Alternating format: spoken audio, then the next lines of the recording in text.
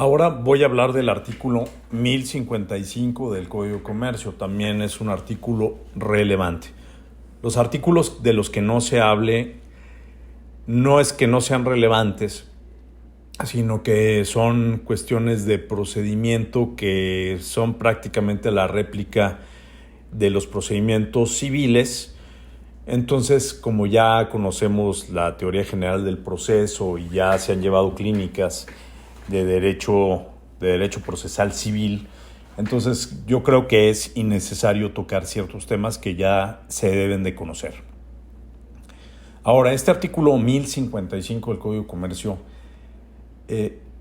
tiene sus cuestiones relevantes y les voy a hacer un comentario sobre el artículo.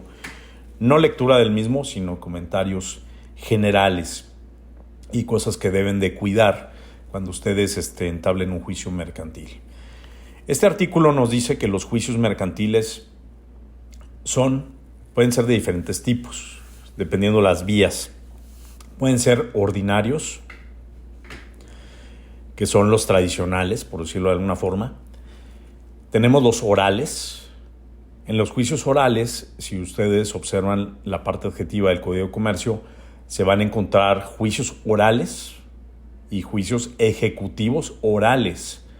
Entonces, los dos tienen la característica de la oralidad que entró en vigor por ahí por el año 2012, 2011 empezó la reforma y se ha ido implementando paulatinamente para llegar hasta el año 2020, donde ya es una realidad los juicios orales en nuestro país. Y bueno, en su momento platicaremos cuáles son las vicisitudes de pasar de una reforma, a decir, va a haber juicios orales en base a nuestros socios comerciales internacionales y poder lograrlo como país. Es una inversión fuerte, es algo difícil la implementación y la modernización de la justicia en términos generales. Después tenemos los juicios ejecutivos, las vías ejecutivas mercantiles, y también tenemos los juicios especiales. ¿Cuáles son estos? Los que se encuentran en diversos cuerpos de leyes mercantiles. Yo les pongo un ejemplo en algún audio anterior sobre el concurso mercantil. Es un procedimiento especial. En la ley de concurso mercantil se contiene el procedimiento de concurso mercantil. Y también, por ejemplo, en la Ley General de Títulos y Operaciones de Crédito se van a encontrar un procedimiento especial para el caso de cuando exista una pérdida o destrucción de un título de crédito. Ese, por ejemplo, es un ejemplo de un procedimiento especial en materia mercantil. También yo les agregaría que está el juicio prendario, que es una adición ahí también que tiene el Código de Comercio, posterior al juicio ejecutivo mercantil. Y bueno, vienen las reglas de lo que debe de las reglas generales. Estas son las reglas, aquí empiezan las reglas generales del proceso mercantil. Todos los documentos que se agreguen a un juicio mercantil y que se redacten tienen que estar en idioma español. Entonces, aquí cabe una situación importante de comentar que, por ejemplo, ahora que tenemos litigios sobre comercio electrónico, ustedes saben que las bitácoras de los sistemas, muchas veces traen siglas en inglés o datos en inglés. Por ejemplo, date, fecha. Y un bien hacer es cuando se ingresan los documentos para ya sea demanda o contestación, se debe acompañar una traducción del idioma inglés a español, en el caso del ejemplo específico que les estoy diciendo. Entonces, la fracción 2 ahí nos dice, los documentos redactados en idioma extranjero deben acompañarse por su correspondiente traducción. Perdón, ahí me trabé un poco. Y después, vienen cuestiones que ya serán motivo de la lectura. Pero hay una fracción que es muy importante para efectos del litigio mercantil. Está en la fracción 8. Dice que los tribunales podrán ordenar que se subsane toda omisión que notaren en la substanciación del proceso. para el efecto de regularizar el procedimiento correspondiente. Esto es importante. Este es un artículo que nos dice que los jueces tienen facultad de regularizar los procesos mercantiles. Muchas veces nosotros en la práctica, por ejemplo, cuando nos dictan un acuerdo del cual no estamos conformes, pues siempre vendrá alguna resolución, ya sea un acuerdo, que son las resoluciones de trámite, sobre todo en estas cuestiones de trámite, un acuerdo que te dicta la autoridad y sobre todo en la parte escrita de los procedimientos. ¿Qué es lo que hay que hacer en estos casos? Pues hay que aplicar efectivamente el artículo 1055, fracción 8. ¿Por qué? Porque lo que nos vendría a la mente es tramitar un recurso y no necesariamente se debe tramitar los recursos. ¿Por qué? Pues porque tramitar un recurso pues es entorpecer el juicio, es hacerlo más largo, es a veces, si tú eres el actor, pues es jugar en contra tuya. Entonces, siempre hay que ver la forma en que se pueda arreglar el asunto.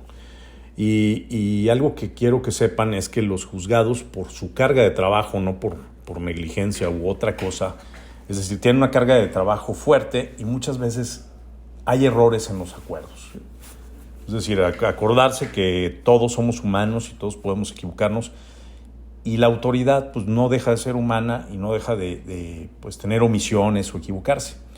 Entonces es importante que ustedes traten de agotar primero la regularización del procedimiento.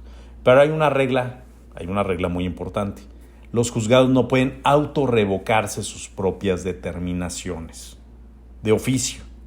Entonces habría que ver si efectivamente la regularización que se pide es por alguna omisión de lo que se está solicitando, o si efectivamente la autoridad sí resuelve, sí fundamenta, sí motiva, sí es congruente y no te favorece. Entonces, cuando pasa eso, es necesario la tramitación del recurso que corresponda, que puede ser revocación, apelación o cualquier otro. Ahí empiezan los recursos en el artículo 1335 del Código de Comercio en adelante. Creo que es 1330 en adelante. Ahí se pueden encontrar los recursos en materia mercantil. Y por último tenemos el artículo 1055 bis del Código de Comercio. Y esto, acuérdense que siempre que vean un bis, un ter en una ley es porque hubo un inserto. Es decir, no existía y por ahí insertaron un artículo que no necesariamente tenía que quedar ahí. Y bueno, este artículo, pues yo en particular lo veo contradictorio. Es un artículo sumamente contradictorio. ¿Por qué? Porque el artículo 1050, que ya estudiamos con anterioridad, nos dice que si una parte en el proceso es comerciante y la otra no, el juicio que se ejerza debe ser un juicio mercantil. Es decir, la disputa se debe dirimir en un juicio mercantil. Y en el caso concreto, aquí les comento, hay una cuestión que sale de la norma. Te dice que cuando hay un juicio hipotecario, y normalmente cuando se trata de juicios hipotecarios, pues son las instituciones de crédito las que los otorgan por regularidad. Digo, hay otras entidades que pueden otorgar créditos hipotecarios. Entonces te dice que cuando el crédito tenga garantía real, el actor a su elección podrá ejercitar sus acciones en un juicio ejecutivo mercantil, ordinario, especial, y aquí es donde me hace ruido, sumario hipotecario, es decir, una vía civil. El propio código aquí se está contradiciendo y te está diciendo, oye, cuando sea un juicio hipotecario lo puedes tramitar por una vía civil. Nosotros sabemos que los bancos, de conformidad con el artículo 75, fracción 14 del Código de Comercio, pues son sujetos, todos sus actos son actos de comercio y son sujetos a la ley de comercio, al Código de Comercio y a las leyes aplicables, la ley de instituciones de crédito en particular. Entonces, lo que encontramos aquí, pues sí es una cuestión bastante, sale de la norma, no es lo correcto a mi punto de vista. La ley te lo permite, pero sí, yo les quiero comentar algo. Cuando se trate de asuntos que son de naturaleza mercantil, y más, por ejemplo, en la ciudad de Saltillo, que tenemos juzgados mercantiles, que tienen materia mercantil, Yo sí les quiero comentar que el juez civil piensa diferente al juez mercantil. Entonces, sí les recomiendo que hagan su trámite ejerciendo una vía mercantil. Sí, no se vayan por la vía civil, no es lo indicado. Adicionalmente a eso, yo les puedo hacer una crítica. Pues un crédito hipotecario pues son dos contratos coaligados, ¿no? Primero tenemos el contrato principal, que es el crédito, y tenemos el contrato accesorio, que es la garantía hipotecaria, es el de la hipoteca. En consecuencia, pues creo que aparte de no estar en la materia correcta, que en este caso te irías por una vía civil, donde el juez civil piensa diferente, como ya les comento, la situación también a mí me parece no correcta que tú ejerzas tu acción ejecutando el contrato accesorio y no el principal. Entonces, acuérdense las reglas de la accesión de los contratos. La suerte del contrato principal la tiene el accesorio y el accesorio pues puede ser nulo, pero no necesariamente el contrato principal. Entonces, por ahí pues como hay un menú ahí amplio para seleccionar vías, etcétera, pues yo sí les recomiendo que, pues aparte de delimitar el derecho mercantil del civil, sean muy, muy inteligentes y muy analíticos en el sentido de elegir qué vía y qué acción es la que van a ejercer. Eso es parte fundamental de ser un buen procesalista.